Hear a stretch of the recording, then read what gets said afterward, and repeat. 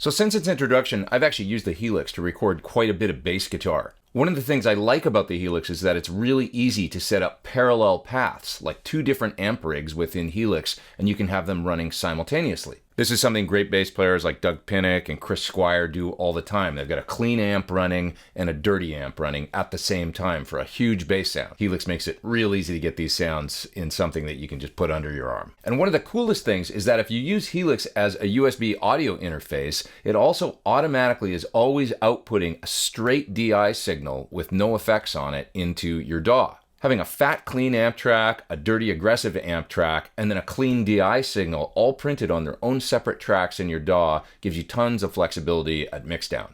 So let's take a look at how I do this using Helix.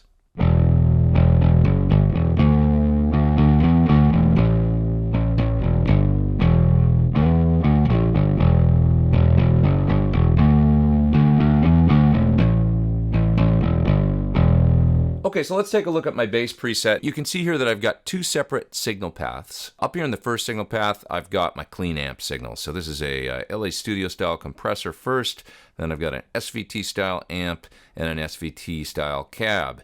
Down here in path 2, I've got my dirty amp chain, which is just one thing. The Plexi jumpered amplifier, as well as a 412 Blackback 30 style cabinet. Going over here to the multi-outputs, these are kicking out the 1/4 inch as well as the XLR outs, as well as the USB going into my computer, so hence the name multi-out. You can see here on my clean amp chain that I've got the signal here panned hard left. Down here on my dirty amp chain, I've got the signal pan hard right.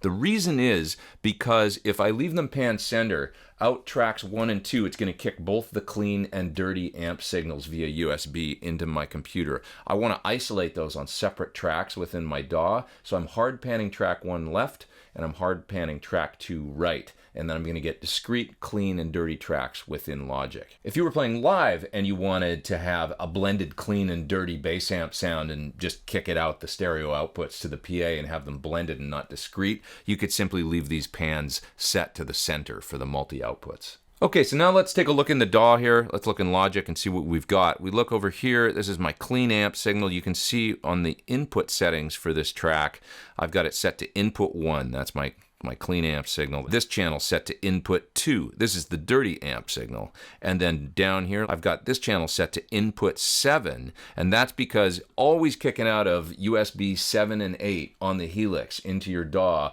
will be a DI signal. So let's take a listen to the different sounds here. This is the clean amp signal soloed.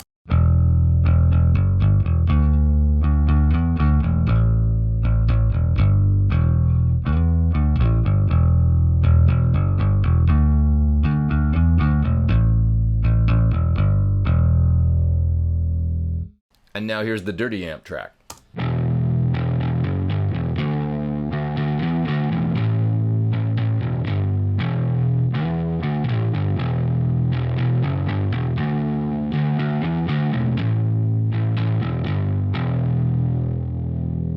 Here's my DI track.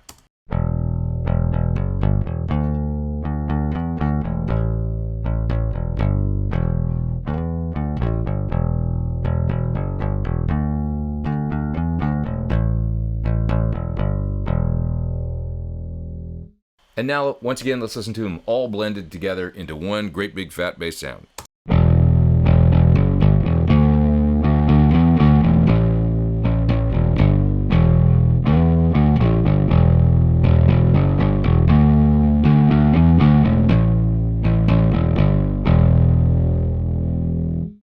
Of course, you can treat those tracks in the mix however you would like to and blend them however you want. Super easy to use Helix to record 3 discrete channels of bass, a clean amp track, a dirty amp track, and a DI track, just like the pros do in great big expensive recording studios.